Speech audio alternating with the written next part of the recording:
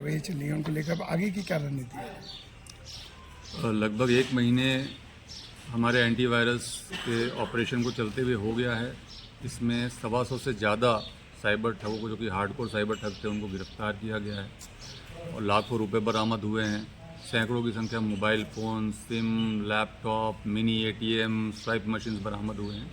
और ये अभियान आगे भी अगले चरण में एक तरीके से आप जाने की बात कह सकते हैं, जिसमें कि अब हम लोग जो इनकी अवैध संपत्तियां हैं उनकी जब्ती, जो साइबर ठगी के पैसे से खरीदी गई संपत्तियां हैं, चाहे इनके घर के साजो सामान हो, गाड़ियां हो, उनकी जब्ती, और जो अवैध कंस्ट्रक्शन है उनको ध्वस्त करने का काम शुरू करने वाले हैं।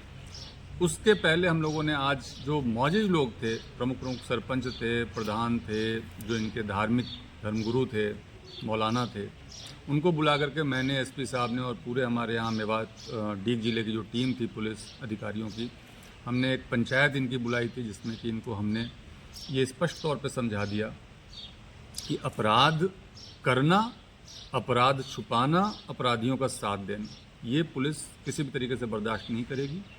गो हत्या और साथ में साइबर ठगी ने जिस तरीके से पूरे क्षेत्र को कलंकित किया है, उस कलंक को मिटाने के लिए हम संकल्प हैं और इसी बात को हमने स्पष्ट शब्दों में इनको आज बता दिया है।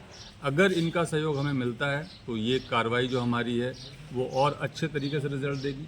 अगर ये सहयोग पूरा हमें नहीं भी मिलता है तो भी हमारी कार्रवाई जो है वो लगातार इसी तरीके से कठोरता के साथ चलेगी और जो बुलडोजर पुलिसिंग कहते हैं वो यहाँ पे देखी जाएगी। तो उसको लगाने में कितना दिन समय और लगेगा?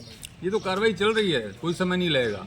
आपको जो ये कंटिन्यूएंस है, तो जो कार्रवाई चल रही है कंटिन्यू चल रही है।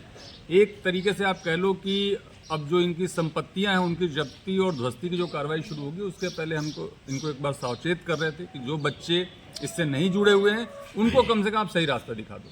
सर, ऐसे लोग चिन्हित भी किए हैं क्या जिन्होंने बहुत प्रॉपर्टी इकट्ठी कर ली है साइबर ठगी से?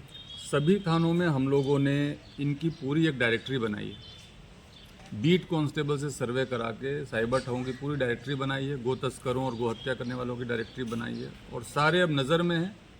जिस तरीके से हम टॉप 10 अपराधी चुनते थे, उस तरीके से टॉप 10 साइबर ठग और टॉप 10 गो हत्या करने वालों का चयन इस क्षेत्र में किया गया है। SP साहब प्रतिदिन उसको मॉनिटर करते हैं, हर दिन की टास्किंग करते हैं, मॉनिटर करते हैं, उसका फॉलोअप लेते हैं। जो भी रिजल्ट्स अभी तक आए हैं बहुत अच्छे मैं कहूँगा और मैं इसके लिए अपनी पूरी टीम को बधाई देता हूँ। जो हमारे डीग जिले के SP साहब हैं, जो एडिशनल SP साहब हैं यहाँ पे, जो CO साहब हैं, जो हमारे SHOs की टीम है और इवन हमारे जवानों तक की टीम, जिन्होंने कि पूरे दिन रात काम किया है। मुझे SP साहब बता रहे थे कि ये लोग न दिन में सो पा रहे हैं न रात में सो पा रहे हैं। दिन में, रात में तो कार्रवाई करते हैं, दबिशें देते हैं, उठाते हैं और अगले दिन में उनकी तफ्तीश करने में लग जाते हैं।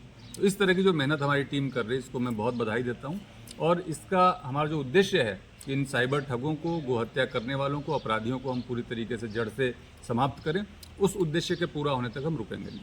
क्या इस अभियान में राजस्व विभाग को भी जोड़ा गया है? बिल्कुल, राजस्व विभाग की हमें मदद मिलेगी। जिला कलेक्टर मैडम भी बहुत ज़्यादा सहयोग करती हैं, पॉजिटिव है। तो जो अवैध परिसंपत्तियों का चिन्हीकरण है और उसकी जो कार्रवाई है जिसमें इनको ध्वस्त किया जाएगा, उसमें उनकी बहुत महत्वपूर्ण भूमिका रहेगी। चुनावों को